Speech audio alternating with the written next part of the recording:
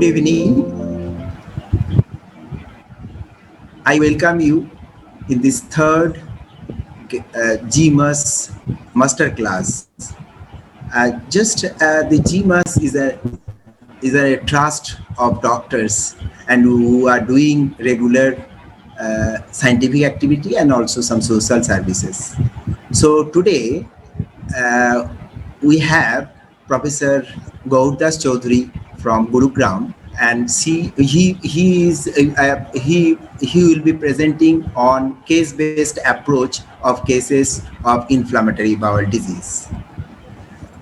As a moderator of this meeting, we have Dr. Ashokananda Konar, who is a senior faculty and clinical director of gastroenterology in Peerless Hospital and B.K. Rai Research Institute, Kolkata. As a part of panelists for discussion, we have a senior gastroenterologist called Dr. Kamal Chetri, who is attached to Apollo Hospital, Guwahati, and he is a alumni of prestigious SGPGI, Lucknow. We have also a surgeon, Dr. Anirban Banerjee, as a panelist, and Dr. Banerjee is attached to AMRI Hospital, Salt Lake, Kolkata. We have Dr. Kushal Sarda, who is a medical head of the medical affairs of Abbott India Limited. So I am requesting Dr. Ashokananda Konar to start the meeting. Dr. Konar. Thank you. Good evening to everybody.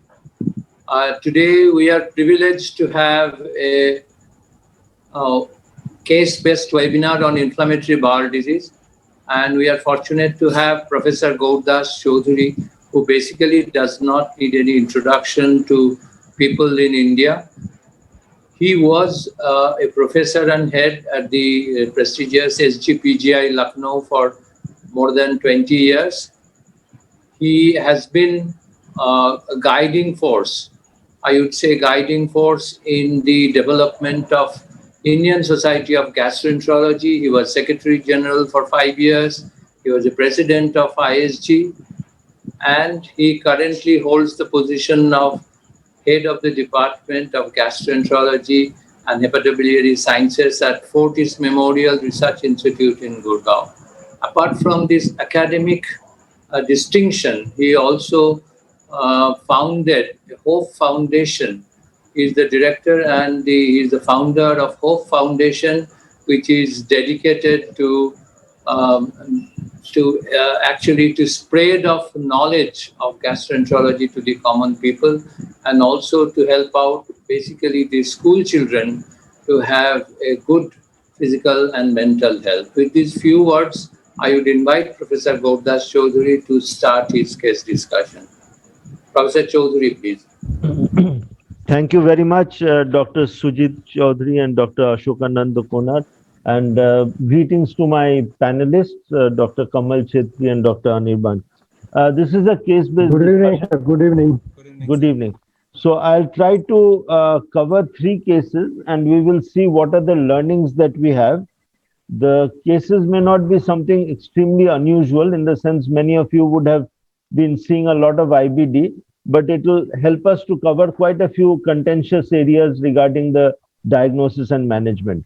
So I bring you greetings from my institute, the Fortis Memorial Research Institute. So I'll start with the first case.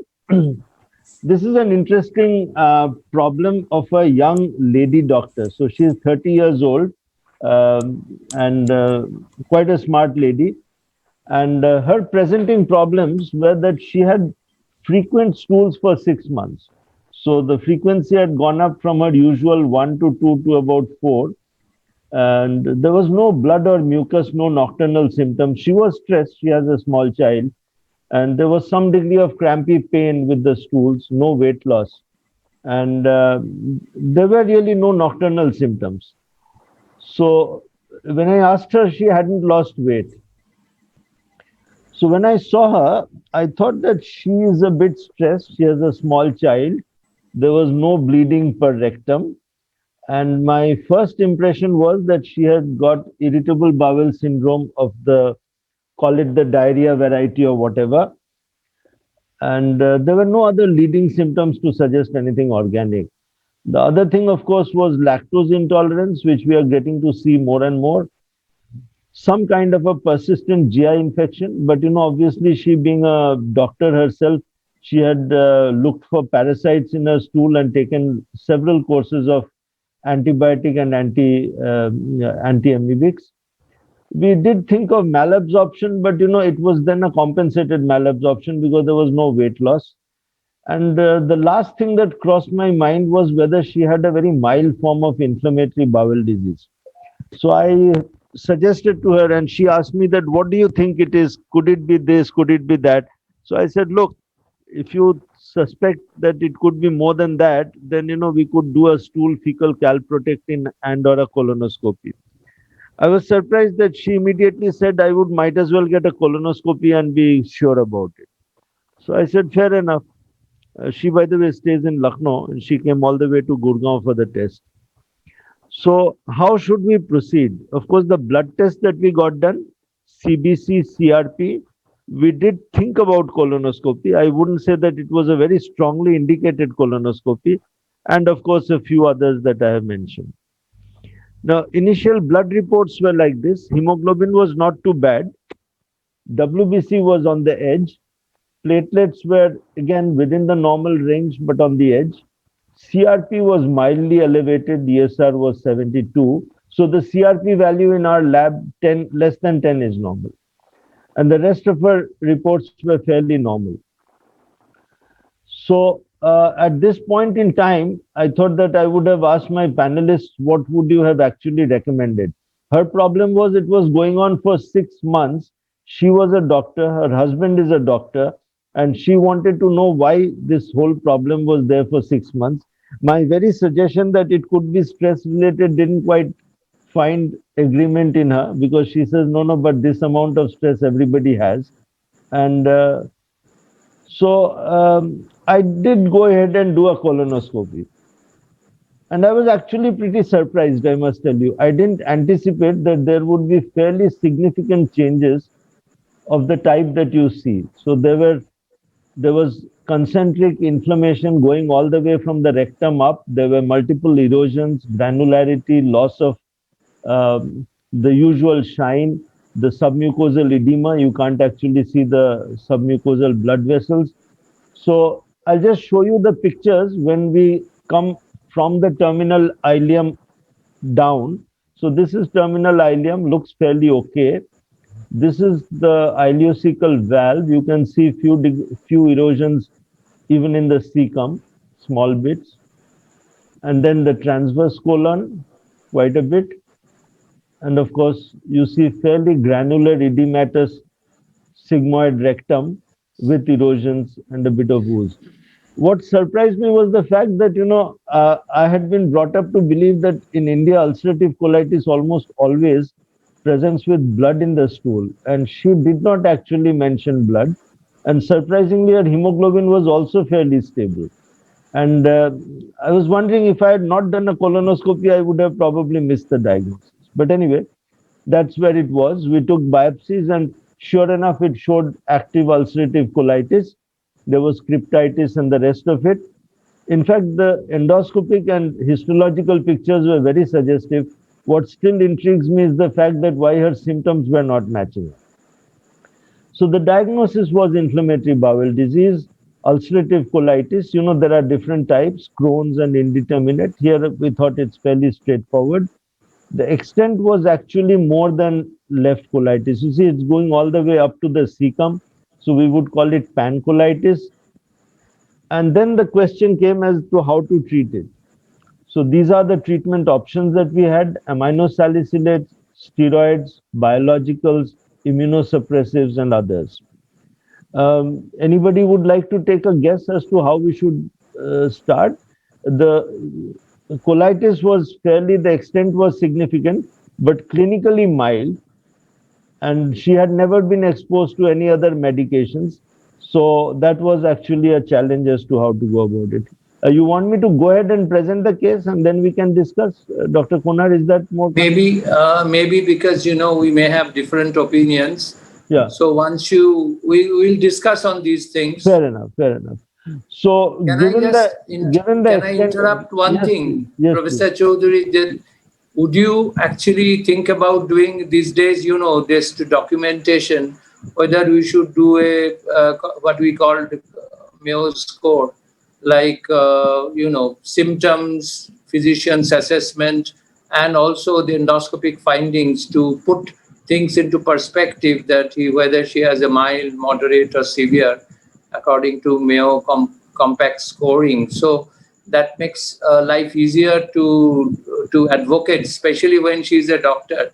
That I look, you agree. have mild, we can do with 5-ASA. If it's moderate, maybe that I fully agree with steroids. you. So, the reason I was trying to avoid that discussion is that here I found there was a gross mismatch between the total Mayo score because her clinical Yes, symptoms were mild, but the endoscopy Mayo score was actually pretty significant. 3. Yes, mendoscopy misses.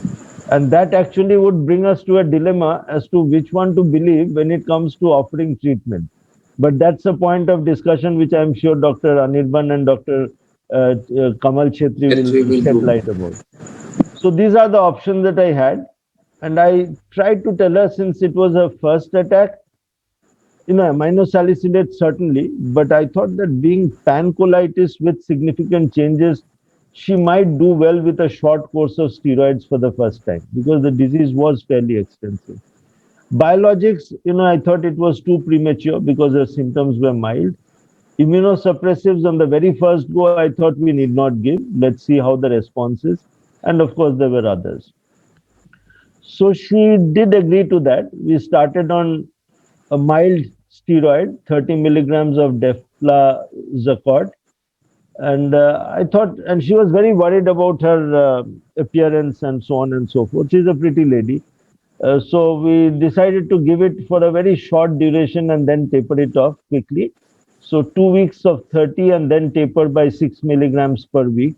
And of course, 5 ASA twice daily. I think that 1.2, that's the standard dose most of us would use, and the rest of it. The funny thing was that within about a week, she responded and the stool frequency came down. Now, obviously, there was no way of assessing bleeding because there was no clinical bleeding to start with. So the response in terms of frequency was very impressive.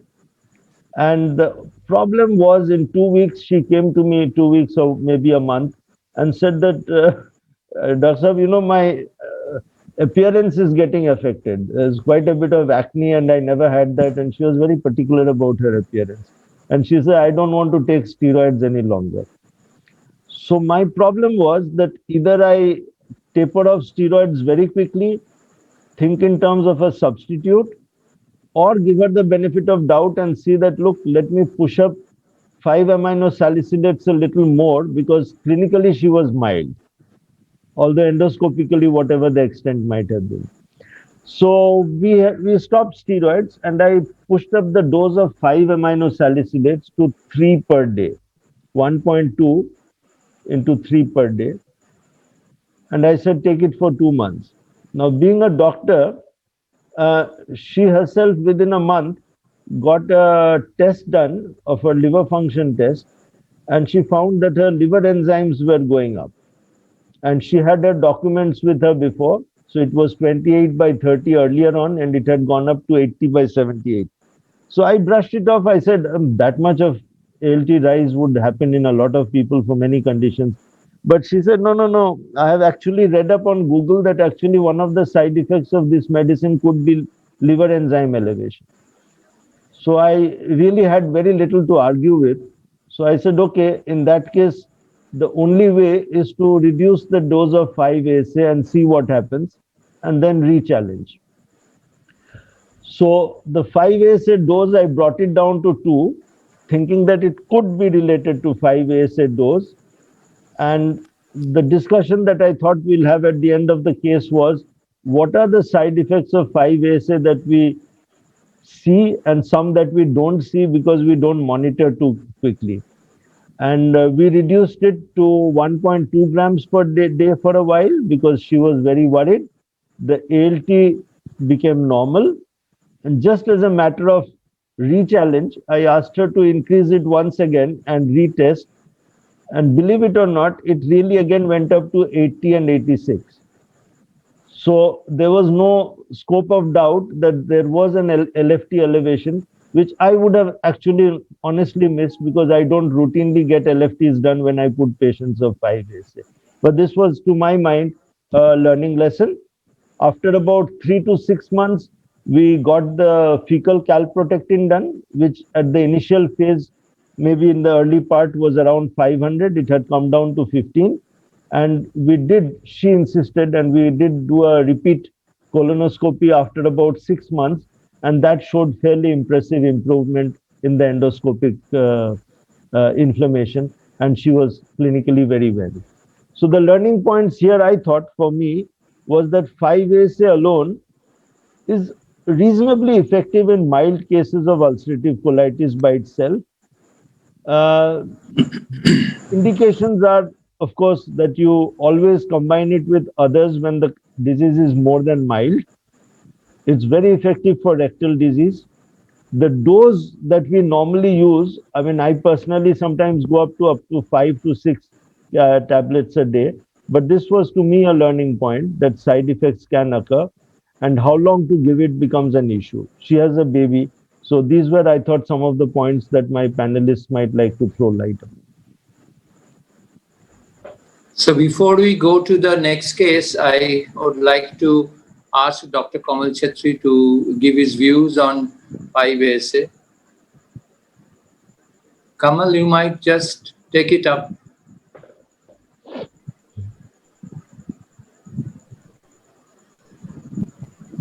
Dr. Kamal Chetri, would you?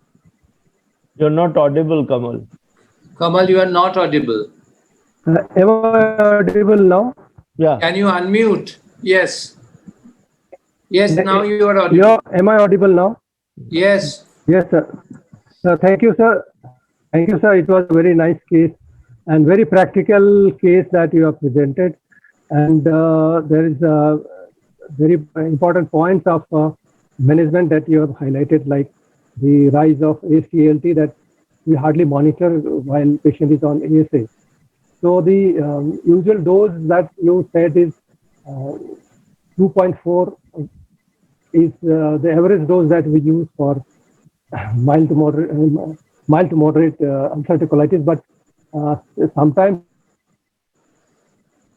we have used up to 3 tablets a day, that is 3.6 grams of ASA for moderate and steroid.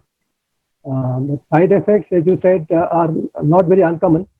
A patient might have bloating or nausea, headache. Even it might sometimes worsen diarrhea also.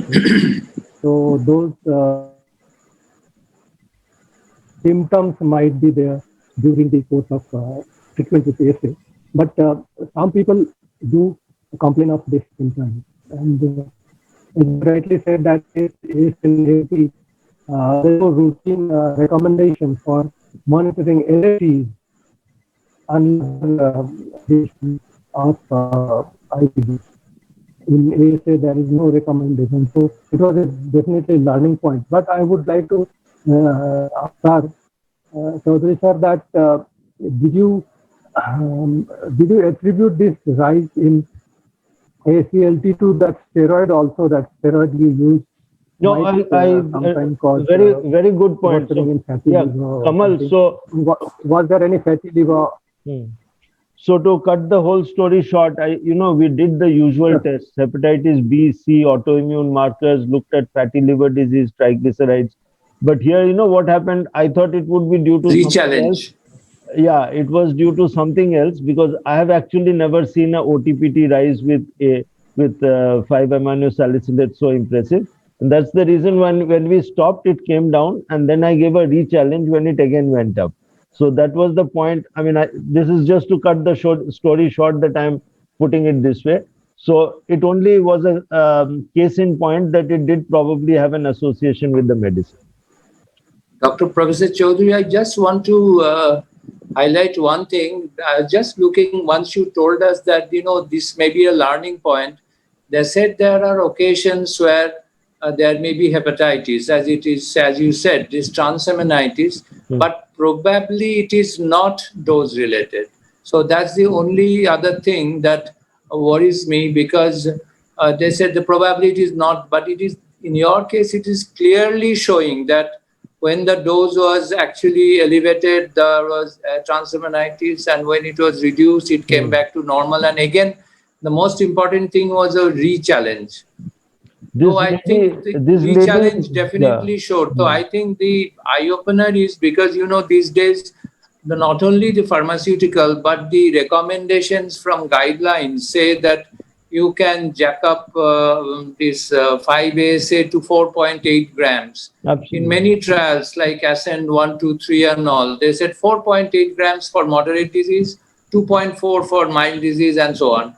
So I think without knowing this, if we give drugs, so there may be some trouble. So I think that must be a very important point, that we have been very, worrisome about the renal effect, because we all knew that both salazopyrin and 5-aminosalicylic acid had renal problem and folate deficiencies and things. But hepatitis, I think it's a very, very interesting case, and also shows that this needs to be done from time to time, especially during the first 3 months of. This lady is still on my follow-up 2 years down the line. And I think that sometimes it is very interesting to let the patient do the talking and tell you. And there are too many things that we have to learn just by observing what is happening. And this was to me a learning point. Another point here. Yeah. Go ahead. Yeah, the hepatitis is mostly described in sulfaperidine moiety of salazopyrin rather than in ASA in the literature. Other than 5-ASA, yes. I quite agree. That's the reason why 5-ASA is so much more popular, and salazopyrin has virtually gone out of the window. Virtually gone, yes. Yeah. Only point maybe there's a cost of salazopyrin still remains low to short-term use. Shall I go to the next one? Yes, please. Small question. So here Anirban has a point. Yeah, please go ahead. How you are following up the patient? She's still on 5-ASA or? Yeah, she's on 5-ASA. She's on just 1 to 2. And, every 3 to 6 months, she comes and gets a blood test done. She in fact gets it done and comes to me. And I am following up on by fecal calprotectin and by general well-being. So we have done 3 colonoscopies. I showed you 2. There was one more, which I did because she actually wanted it in a way. But otherwise, she is doing extremely well. So maintenance is only with a low dose of 5-aminosalicylate. Low means the normal dose. Shall we go to the next? It's already about 24 minutes. Yeah, sure. So this is a case where Dr. Anirban will have something to add. So this was a 32-year-old IT professional. In fact, he is also a nephew of one of my nephrology colleagues. So he came to me in 2017 with crampy pain, occasional vomiting, increased bowel sounds, weight loss, irregular bowels. So what have you? And he was a 32-year-old man with weight loss, and his investigation showed a low hemoglobin, a high CRP, a WBC and a platelets on the upper side. And his albumin was low. So I don't think it takes too much of brains to make a diagnosis what it was. It was obviously something in the bowel. So the question here would be that, okay, if a person like this comes to you in the clinic, what would be the first test that you would recommend or you would ask for in terms of making a specific diagnosis? So often the decision is a negotiated decision along with the patient. And he didn't want a tube put in, so he first opted for a CT scan. Fair enough. We were suspecting some degree of subacute obstruction. So this CT, if you see, there is a dilated loop here of the small bowel and a long small intestinal stricture. And if you see, the wall of the small intestine here is thickened. So long small intestinal stricture with some degree of dilatation. Is that okay? Convincing? Yeah. So I think Very. we can go on discussing that, what Yes, could be the possibilities? Could it be tuberculosis? Could it be Crohn's and so on and so forth? So we'll go a little, hop, skip and Further, jump and yes. go forward. I'm sure all of you would do a gamma quantiferon. You would possibly do a chest X-ray or a HRCT and all that. We did all that. Okay. I mean, as I told you, he was my nephrologist colleague's nephew, and even otherwise we would do all that. Okay. Now, after that, we thought that we should do a colonoscopy to try and see if we can get a tissue diagnosis. Would you agree with that? I mean, especially looking at the terminal ileum, if we yes, sir. Yeah, We yeah. should It's rule always out good. Yes. this large bowel disease or sure, Yeah. sure, terminal Always. ileum. At least we look at. sure. So interestingly, his large intestine was perfectly normal, and these two pictures which I am showing you are actually when I have taken a turn and entered the terminal ileum. And you see the terminal ileum is looking grossly edematous and strictured. So you see, this is an area where we could not cross. It's not just a contraction. And here you can see some degree of erosions and edema, and this is actually the terminal ileum. No big deal. There were no active ulcers here, but I presume the ulcers were further upstream, which we haven't been able to reach, because this is only from below that we were going. But we took the biopsies. It did show that there were some degree of Pull-ups. inflammation suggestive of IBD, terminal ileitis. There were few non-caseating granulomas. So in the context, it was put down to being Crohn's, long stricture of the small intestine.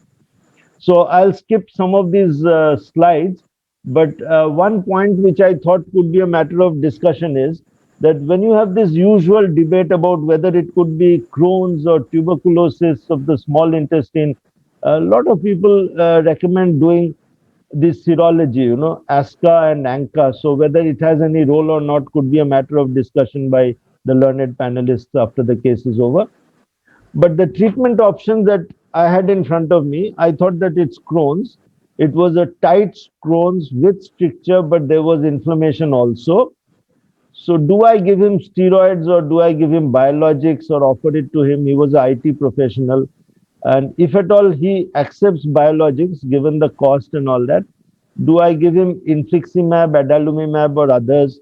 And how do we actually manage him? Because his hemoglobin was down, 32-year-old man, obviously not doing well. And should we see if the inflammation and edema subsides, whether his symptoms of subacute obstruction might improve or it might still persist because of the strictures and he might require something more? Is that okay? A fair assessment? So these are the normal drugs which are used in IBD. This is just to remind you, we start with salicylates and then go up. And in his case, he was not very keen on steroids. I mean, obviously, nowadays any learned fellow, chap, who goes to Google and, who can afford, would obviously prefer to go for something more than corticosteroids. But it's always a negotiated decision. So we offered him infliximab. And the reason was that this was actually small intestinal Crohn's, where I feel the data was a little longer and more time tested with infliximab than with the newer ones, the adalimumabs. And the usual regime we started was on 0, 2, and 8 weeks, and then 8 weekly. And as you know that, because there is a murine antigen and, there is a possibility of antibody development. So we also recommended azathioprine so that the antibodies don't develop. Now, the response was actually pretty good. So his CRP came crashing down to 10, weight increased by 5 kg, his symptoms were better, and his hemoglobin also improved. Okay. It's not unusual to see what you thought would be a very tight stricture partly opening up and facilitating digestion, because there is also an edema component to it. Now, after he felt well for a year, as usual, so he was lost to follow up because he got busy and he thought he's fine. And I understood that he discontinued treatment. Not that I could monitor him then, but the subsequent story told me. So this was 2017. So in 2019, he actually came back to Fortis, and he came with a distended abdomen and not passing wind. So it was a classic symptoms and signs suggestive of an intestinal obstruction, hyperactive bowel sounds. So we gave him IV fluids and supportive care, and we thought that if he opens up, it's good. He obviously wasn't keen on surgery, but this is the way he was. So we got a CT scan done. I mean, normally if I was at SGPGI, I would have gone plain films of the abdomen done. It was probably done in emergency. But in hospitals now, they want more, shall we say, advanced imaging to document. But nevertheless, so you see here, huge amounts of air fluid levels here, unequivocally pointing towards intestinal obstruction with dilatation of loops. Is that okay? Convincing? Yes. So the question was, Yes, sir, very much. sorry? Yeah, he probably was Yes, it is a very little bit convincing. of Conray. It wasn't barium. It was a bit of Conray to drink, I think, probably because this was there. Yes. But it didn't go down actually. So now the question was, how much time do you wait for the obstruction to open up, if at all it should open up? And what do you do? Because it's a patient of Crohn's, and in Crohn's, surgeons are not very keen to jump in and operate, because each time you do that, then you get into problems also. And what exactly then do you do? So those were some of the important questions. So how long to wait for surgery, and if surgery, what to do, and so on. Should I go forward, or should I ask Dr. Anirban for his comments? Yes, Dr. Anirban may take it. Yes. Yeah. With the background of this patient and the problem, the most frequent problem that we encountered is the lost follow-up. The main problem, the patient discontinued that treatment probably, and that's why he came back to the emergency with this kind of problem. With the background, I don't think that there is further point in waiting. In a first time, if the patient presents with obstruction, then we can wait for 10 to 14 days to bowel to open up. But the amount of inflammation he had before and the amount of presentation he had right now with the CT scan, there is no point in waiting, because ultimately there is a very least chance that this bowel will open up. But if you want to take it a comment as a case basis, then go ahead, and operation is the only choice. But in sometimes waiting does help to bowel the open up, and then you can wait another surgery. That is the basic, very important thing for the Crohn's disease also, that you have to take. Fair enough. So we waited for a while. I don't recall exactly how long, but probably about 7 or 8 days or something. There was no response. In fact, his bowel sounds, which were active, started becoming sluggish. And, generally the people were getting worried that whether it could be an impending perforation or he might be going into IBS. So with all that, the surgeon did decide to go in and operate, and he was operated in January this year, 2020, and huge loops of distended bowel. So, and there was inflammation in the bowel. So what the surgeon did, Crohn's is a very difficult thing to operate. These are not burnt out strictures. These are active inflammation with strictures. So they resected a part of the small bowel, but because there was active inflammation, they did an ileostomy, just a safe one, so that they don't do a primary suturing and a connection. So they left an ileostomy loop to clear off the obstructive process and decompress the system. So this is what was done in January. Now after that, the surgeon called us over and said that now you have to manage the disease because it's active anyway. And by the end of surgery, his albumin had dipped further to 2.7, hemoglobin had dipped. Obviously, surgery is a catabolic event. So we had to build him up, which we did with PRBC, albumin, and all that. And then after that, because his CRP was high and there was active inflammation, even persisting to some extent, we thought that he needs to be controlled very well before they can do a second surgery, because he's a 32-year-old man and he would have obviously wanted his ileum to be connected to his colon. But anywhere if there is inflammation, the chances of a leak are very high. And that's the reason control was very important. So the choice was, what do we do? Give him steroids or do we give him biologics? Now, if you give him steroids, then the surgeon frowns because, he feels that the tissue healing after a surgery is usually bad if he is on steroids. So again, we discussed it and we thought that this was actually an opportunity where biologics would be the best because, it would dry up very well, inflammation would get controlled and all that. And this time we gave him adalimumab because we understood his hassle of coming for a IV drip each time. So that's the normal schedule in which we started it. And very quickly his CRP came down and gradually his hemoglobin went up. And on the last follow-up, it was a tele follow-up. Nowadays it's video call follow-up. He had actually gained about 8 kilograms of weight in about 2.5 or 3 months. And his albumin and all had really gone up. So he's doing pretty well. So the issue was that the surgeons are very keen that, look, the disease has to be very well controlled. He has to be in good shape because when you do the surgery and you actually connect the ileum with the normal part of the distal part, there should be no leaks and, the healing has to be very good.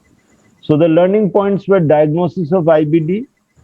The 5 ASs have side effects that we had discussed in the earlier case. Some of the things, when to use steroids and biologics. I just discussed this case to highlight that biologics can sometimes be extremely useful. The only point to be kept in mind is that about 6 to 7 out of 10 people respond very well, but it would be a little unfair to think that everybody would have a dramatic response. So whenever we show cases, we usually show the ones where we have succeeded very well. And managing complications after surgery in Crohn's. I thought these were some of the points which Dr. Konar might like to ask the panelists. I think it was a very nicely managed case, but at the initial period, I thought that, being the young age, it's a policy of top-down that we have used. Like we start with biologics and very aggressive disease in the younger age group, especially fistulizing, and also with a stricture and inflammation going together is ideal case for biologics. But probably there may be a case for giving steroid and azathioprine, where the biologics are either not available or not affordable, especially in our country. And I remember a patient who used to change his doctor because from time to time he's having this problem. So I think we have to, patient's education is very important in these patients because he has stopped therapy. Otherwise, it could have been avoided. And lifelong, the follow-up is obviously, I think we have to impress on our patient. And surgery, I was just asking our friend, surgical colleague, that what is the role of, stricturoplasty versus resection? In the acute phase, obviously, stricturoplasty cannot be done. Yeah. So what are the, Anirban can enlighten us, when would you consider that stricturoplasty is an option in small bowel disease? Stricturoplasty is an option when the first thing is the disease should be well controlled. So that we can go ahead and do. Can you be a bit louder, please? Yeah, stricturoplasty is only opted when the disease is well controlled and the patient is not presenting in acute symptoms. Yeah, that's what everybody knows. But the length, these are the certain it's a points. multi-segment disease, and whether it is in the mesenteric border, anti-mesenteric border, there are some of the. Yeah, it should be in the surgeons anti-mesenteric border. Always for stricturoplasty should be in the anti-mesenteric border. The main thing is it should not. If the multiple stricture is there in the many segments, then if we go on resecting, we will lose the large segment of bowel. The patient will ultimately land up in a short bowel syndrome. So in that case, stricturoplasty should be the only choice. But if it's a single segment disease, but quite long stricture, if we can sacrifice that part of the small intestine, then it will be better to resect. And if the disease is well controlled, then we can go ahead and join the intestine. But if the disease is not that well controlled and patient is present in the acute symptoms, then doing a diversion or ileostomy for the time being and go ahead with the treatment with the biologics. And once the patient is well controlled, come back and then we do the anastomotic part. Because if there is any active inflammation is there, it is definitely going to leak and give a major problem in the postoperative period. So disease control is the first thing, and it should be the single segment for the resection is the better choice. Thank you. Dr. Kamal Chetri, would you like to comment on any aspect of management? So, as the case the second case, a young individual, as you rightly said, if there was a resource constraint situation, I would be managing with steroid and azathioprine rather than giving biologics in the beginning when the patient came 2 years back. And then, of course, once the patient gets lost to follow-up and presents with acute intestinal obstruction with the strictures like this, I think then you have no choice to operate and then try to manage the activity of the disease with biologics. That time we have no choice. But as a small bowel disease, I would be little more aggressive in early institution of biologics if the symptoms and the disease is not under control within few. I would try with steroid and azathioprine as a first line of treatment. But this case, as the patient was reluctant to get steroids, and he chose. My third case will illustrate the point. So, you know, the very interesting part about biologics to start with. Sir, you have to answer something. Sorry, go ahead. No, you are saying something, Kamal. Sorry, I interrupted you. So no, in a given situation when there is a financial constraint, and in usual case we try with azathioprine and steroids in the first go when he came 2 years back, and then if no response within a short period of time, say 8 weeks, 12 weeks time, we start with biologics because of the cost only. So in his case, it wasn't the cost. I told you he's a that's why you chose. So his was negligence. That's why you chose to give no, so all these decisions now, I'll tell you, in the kind of practice we have here in Gurgaon, many of them, most of them come from very literate backgrounds. So most of the decisions are actually joint decisions, having discussed pros and cons and cost issues. So here now, it's a little different from our Lucknow practice, where the doctor said this is the best for you just by looking at him. So here things are a bit different. But my next patient will be one whom you might have also seen when you were in Lucknow, and that will illustrate the economic impacts a little more. But these two did not have economic impacts. So shall we go to the next case? Yeah, no. Once Kamal is ready. So can I ask one question, small question? Yes. How do you intend to maintain the remission in patients with Crohn's, whom you would have induced with infliximab? So I'll tell you what happens. Usually, I had a very interesting few examples. There was a high school student from United States. He was visiting here in India, and his father was just curious to take a second opinion as to how to get off infliximab, because that boy had been taking infliximab for 4 years, and that was being given to him through his insurance.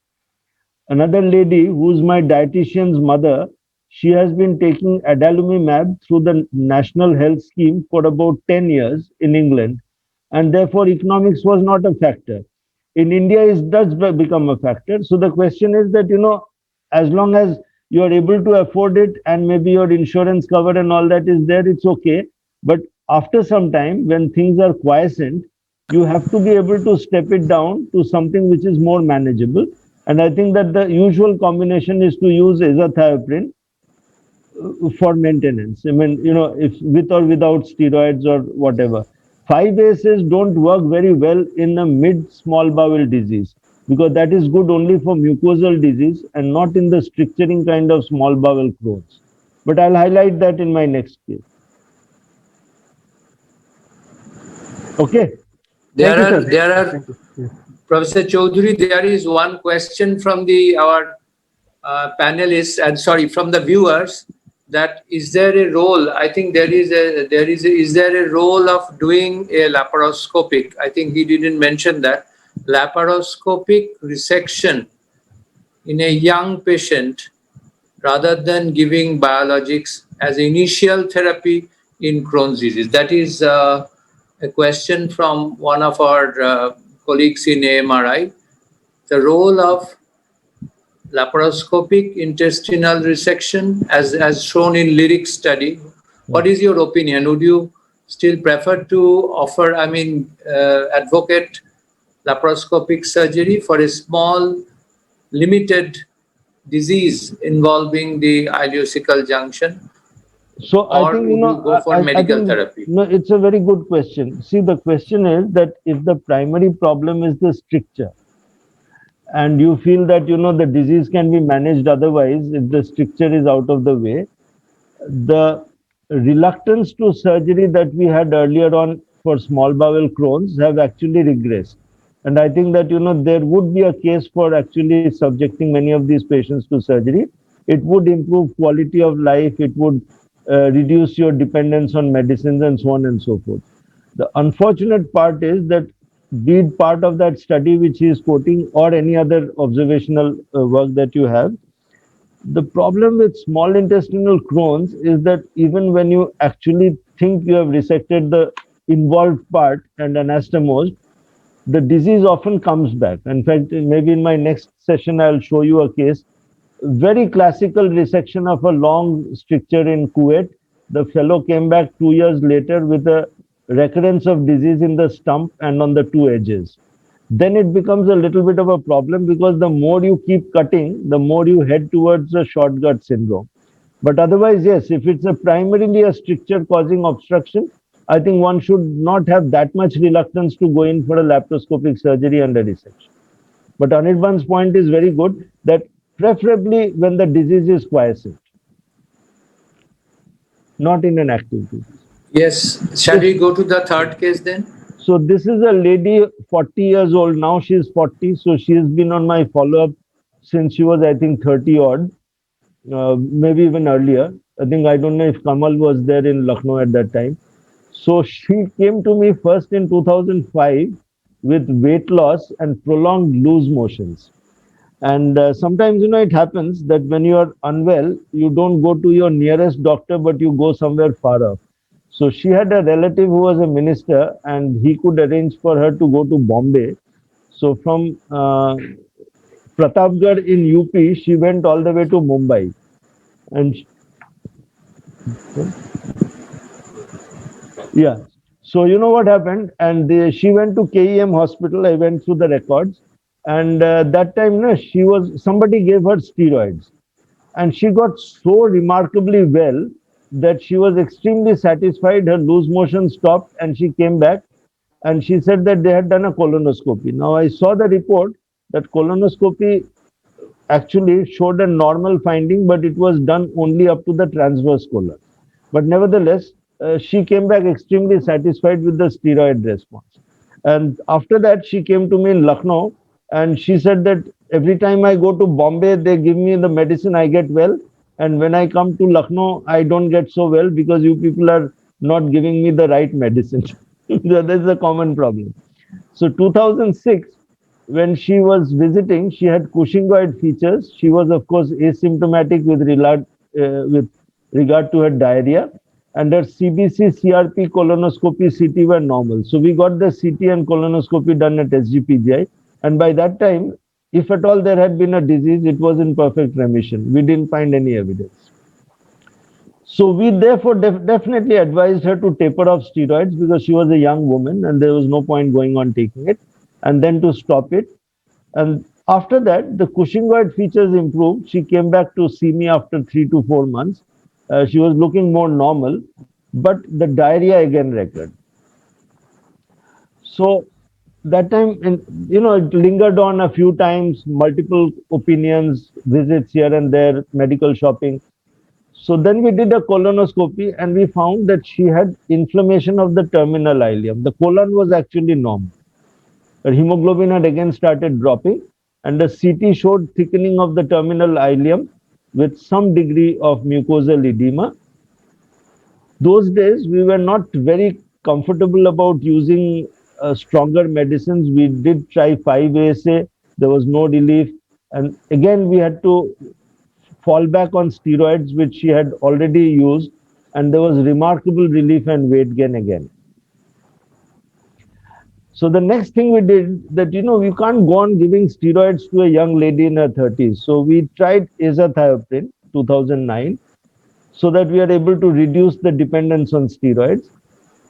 I don't know if you people have seen, I'll ask Dr. Konar also.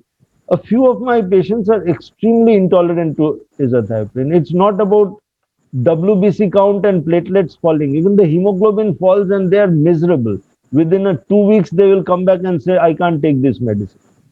And this is what happened to her. Her hemoglobin dropped and she was miserable. She said, I can't take it. So we had to stop it. And then again, we fell back on steroids. And after that, she was not keen on stopping steroids. It would come down, but on and off, she would take it each time her symptoms came. We did suggest to her that, whether she would try methotrexate. But again, I think methotrexate didn't go down very well with her. She was more comfortable with steroids. So then her Cushingoid features were troubling her. She had 2 children. And then we said that, look, would you be willing to try biologics, infliximab? Because that time we thought it had just come and it was a wonderful drug. So she said, yes, they have a shop and they are into business, not too badly off, but nevertheless, she took it for 6 months and her relief was good. But this lady always came and told me, no, but the medicine from Bombay worked better than your injections. And these injections are much more costly. So that's the way her perception was. Okay. Now, so she has been after me for a long time. She hasn't left me. So when I moved to Gurgaon, she comes for follow-up here. They are not that well off. They could not continue infliximab beyond 6 months.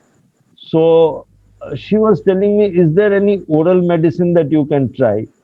Now, as a part of whatever, she came here and you see that now the CT scan done this year, 2020, shows that there is small bowel edema with some degree of narrowing. You see the wall edema.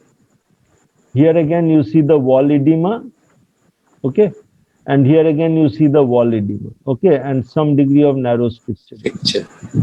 Okay. And we did a colonoscopy. It showed mild terminal ileitis, but obviously the disease was more beyond the terminal ileum. It was somewhere in the jejunum and in the ileum.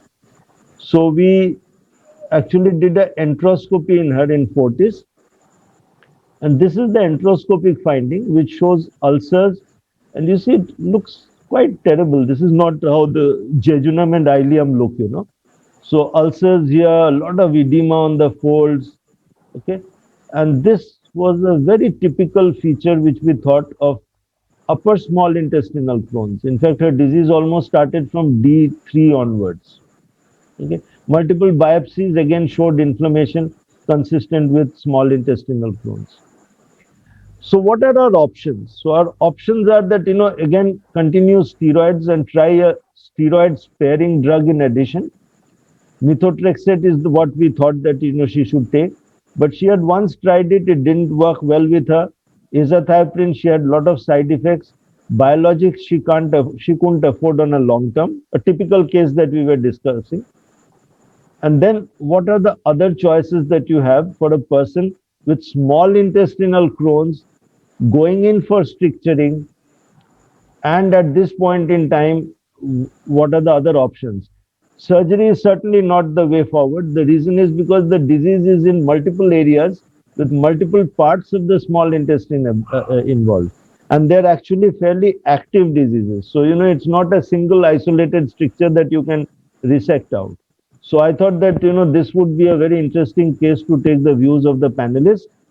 That's a different issue that we are into 9 international clinical trials on oral medications for steroid sparing effects. And she's on one, but that's a different story. I just thought I'll share your views as to what do you think you would offer if a girl like this came. I think I'll request Dr. Kamal to start off his views on this. Yes, sir. Thank you so much. It was a very practical problem that we faced day in and day out, managing small bowel Crohn's disease. And whether these that intolerance to azathioprine, which is a principal drug, very main drug in management of Crohn's disease and in induction as well as in the maintenance of remission.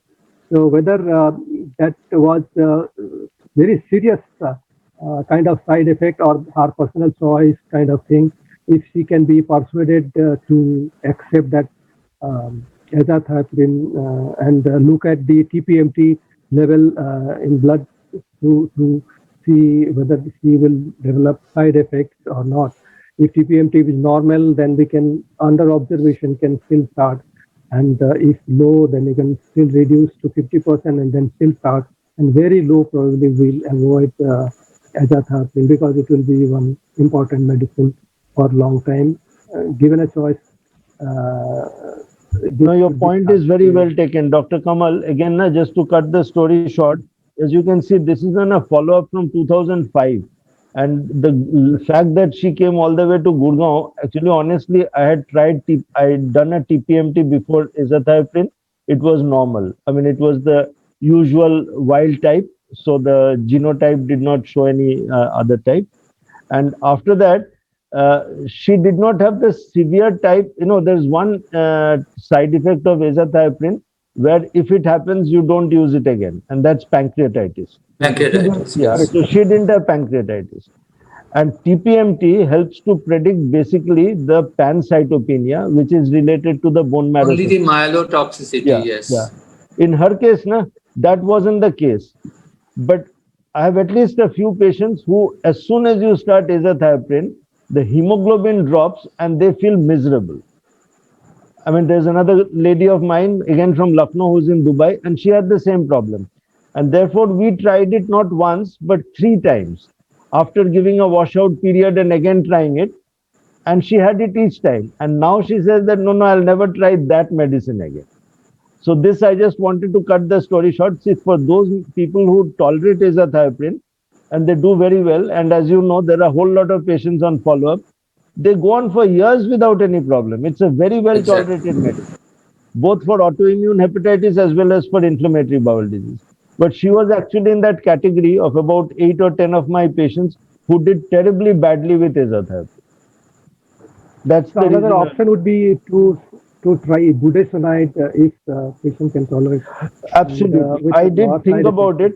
You know, the problem with budesonide is that much of the budesonide, in fact, we tried 9 milligram budesonide with her. Somehow it didn't work very well. I think that the release of budesonide occurs a little lower down, and her disease actually started from the duodenum D3. And I think it was actually passing down by the time it was beginning to have its effect. So that was again a problem with that. Yeah. So the location is important. It's ideal usually for terminal ileitis.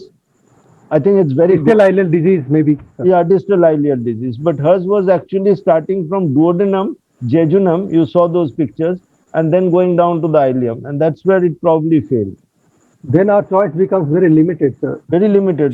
Did you try methotrexate injection? Yes, we tried. So obviously, when methotrexate is used, it is not used orally. It is used by weekly injections. So we tried that also. But somehow, after giving it for about 3 to 6 months, she was still not happy at all, and again was falling back on steroids. It wasn't really having much of a steroid sparing effect.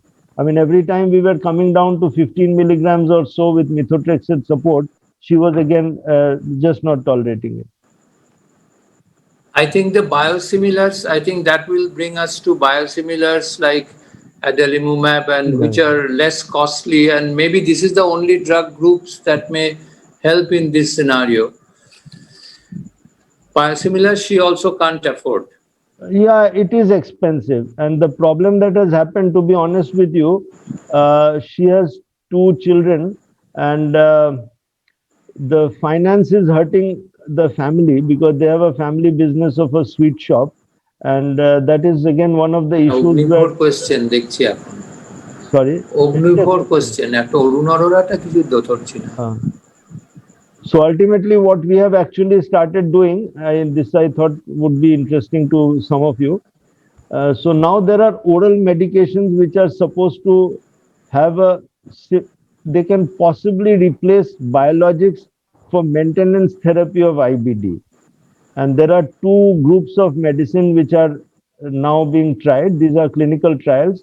All of them are phase 3. So one of them, I hope you know, is a Gilead Filgotinib, product yes. called filgotinib. Actually, she is on a filgotinib trial, which we put her on it. And the other drug which is now being launched again from a American group is called etrasimod. So both of them, what they do is they actually act on the inflammatory process in inflammatory bowel disease. And this seemed to be one of the hopes that you can possibly do away with injections and the cost, and therefore try to hope for long-term remission. So, but this is too early. I'm not saying that it's working or not working. Professor Chaudhary, there are two questions in the chat box. One is, would you like to do TPMT in all cases? I think it's often asked. One of the residents have asked this. James student. Yeah, I'll tell you. If I think that the patient is a little difficult to come for follow-up and is a little bit of the Google type, you know what I mean, the Google type. So then I usually prefer to get a TPMT done. It gives me a sense of, shall we say, security, and also the patient gets a little more sense of security. Because if you don't do the TPMT, the other method, which of course a lot of my Lucknow patients do, I start with a very small dose of azathioprine, but you must actually remember to get the counts and LFT done weekly for at least 2 weeks, and then 2 weekly for 2 weeks, and then after that monthly. So if the compliance is good, if the labs are good, and they're not willing to get the TPMT test because it costs money, that's the other method. But the point I'm again trying to make is that doing a TPMT and getting a kind of a wild type, or if you do a TPMT measurement also and the values are normal, it does not ensure that all your problems with azathioprine will not occur. It only predicts your bone marrow toxicity. That's the only point I want. And the other thing is now coming up very for South Asians, that NUDT 15. NUDT. We haven't been doing it, but that's a very important point. In fact, there was a recent presentation, I forget by whom, that TPMT apparently is not a very good... Not for Asians, yes. Yeah, for Asians, but the other test is possibly more reliable. And another question, I think that's how long should we continue biologics in IBD? So I'll tell you, there are three types. And of course, somebody has asked about drug monitoring. Yeah. Using biologics, because everybody is probably conscious about the biologics failure, primary failure 40%, secondary failure 30%, so expensive. And say at the end of 2 years, you say you are not probably, you are wait for the next biologics to come. So these two questions, this number one is how long to continue biologics. This is from somebody from Lucknow, Sugato Biswas, and role of reactive versus proactive therapeutic drug monitoring using biologics. And these are the questions. And there is another question, Arun Arora from Hyderabad. He asks that pancolitis, what to actually multiple pseudopolyps, clinically well controlled with 5-ASA, how to further manage. I think we can ask Dr. Kamal Chetri to answer that question. But would you take up this biologic issue? So it's for me, is it? The question. Yes, please. Yeah. So how long to use biologics? So there is something called an ideal state. The other is called a practical state. So the ideal state, I just gave you the example. My dietitian's mother, they are actually a British citizen. So she is covered by NHS, and she's been taking adalimumab through NHS for 10 years. And she achieved very good remission, and she's on maintenance, and she's happy. She's not having to pay. The same thing happened with that other American boy also. In India, cost is a practical issue, and that's the reason why anybody who even gets an insurance and starts off, the insurance dries up after a while. So that's the reason I usually try to see that whether 3 to 6 months is an optimal time, by which time I use the same therapy that Dr. Kamal Chetri mentioned, try to wean them off and then maintain them on azathioprine. and therefore try to reduce the need for biologics. So if after 3 to 4 years she requires biologics again, fair enough. But otherwise they can't go on affording it for long-term maintenance, at least as of now, particularly with infliximab. Because infliximab, now once there is a gap, the murine antibodies start coming, and that's why it's a problem. So the recommendation by the company is that go on giving it, but our patients can't afford it. Okay, it might work better with adalimumab. Now, with regard to the drug monitoring, the only opportunity that I have had of drug monitoring is with infliximab, because the parent company which markets it, they offer that service free if a patient is not responding. So then, there are two issues. One is that whether the person has developed antibodies to it, so therefore it is not effective, or whether your drug levels are low. So recently I had a patient, young girl, who wasn't responding well to infliximab. I sent her to Vineet Ahuja, and then she came back and we did the drug monitoring. These are samples being sent to PD Hinduja Hospital, to Mumbai. And they found that her drug levels were low and there were no antibodies. So that's why Dr. Vineet recommended that, we step up the dose and frequency.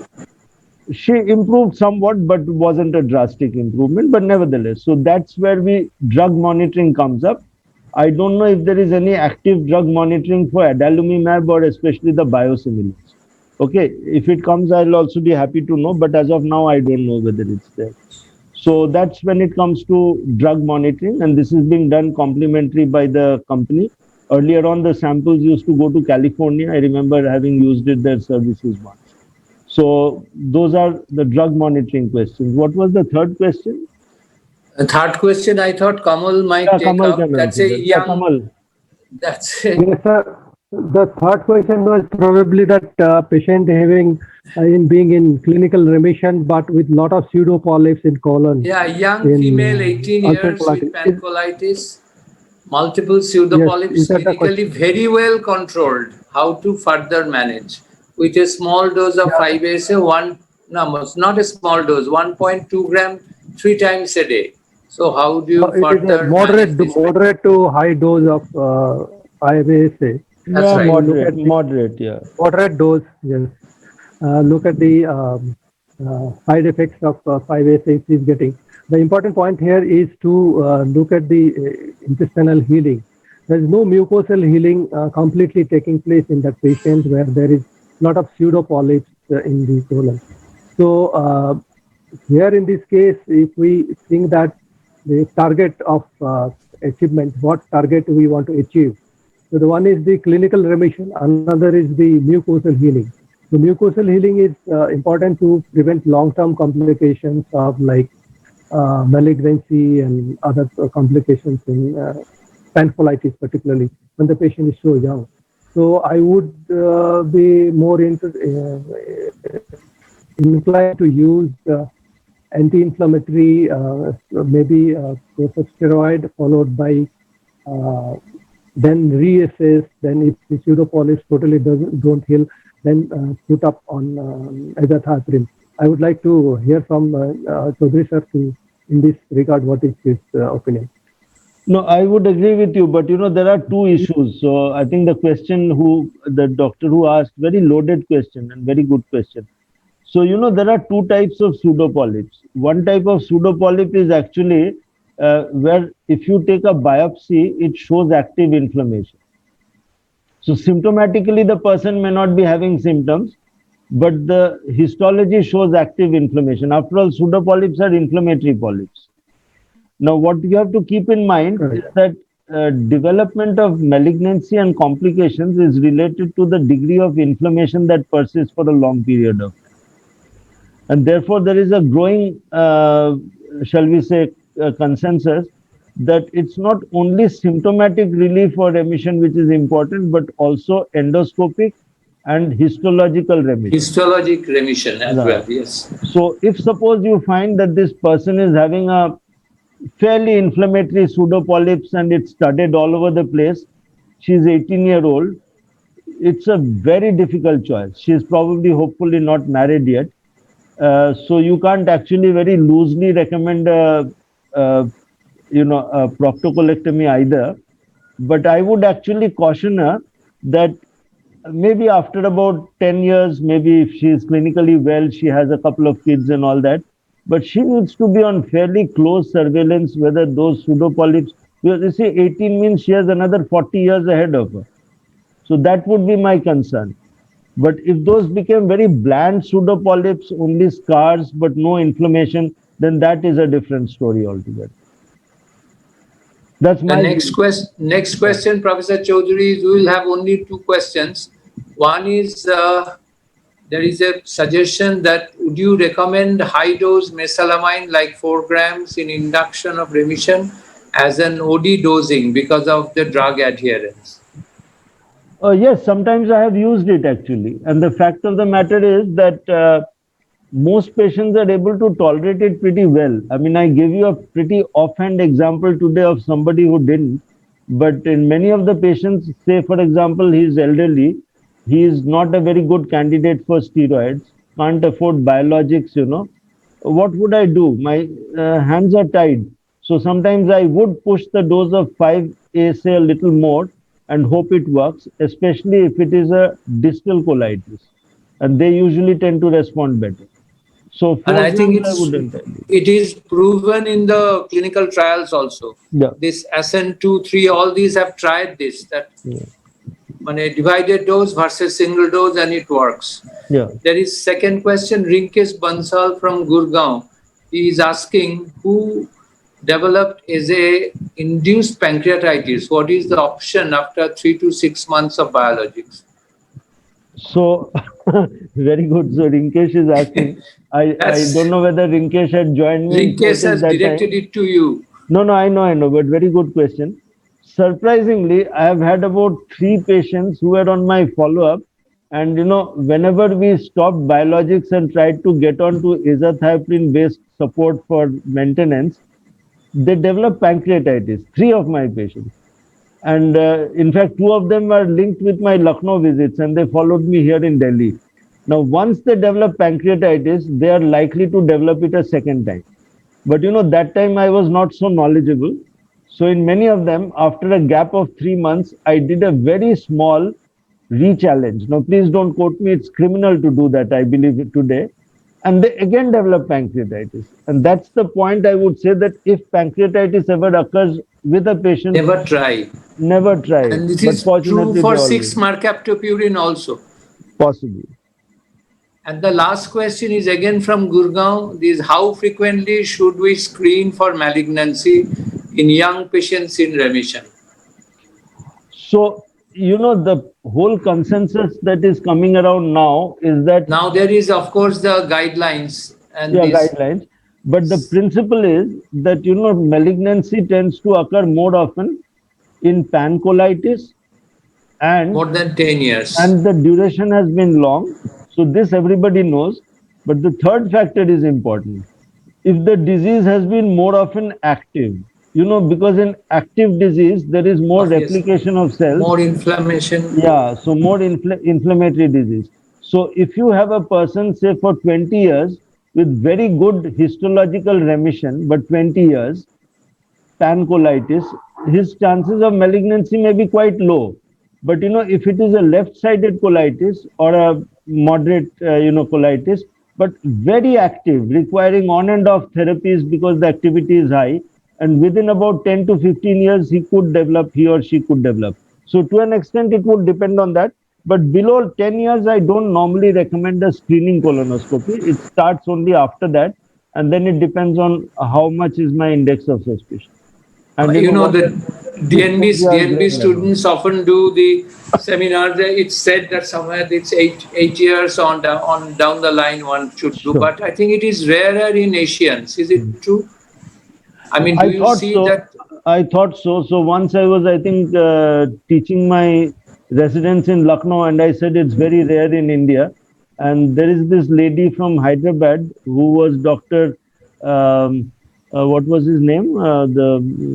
Habibullah's patient. And she had come and visited me in Lucknow, and because her husband got posted. And can you believe it? After about 10 years, she reached me back again, and this time she had developed a rectal malignancy. And by the way, she is dead. She died. And but towards the end, she was very bad. She got admitted in Nizam, but she was in touch with me.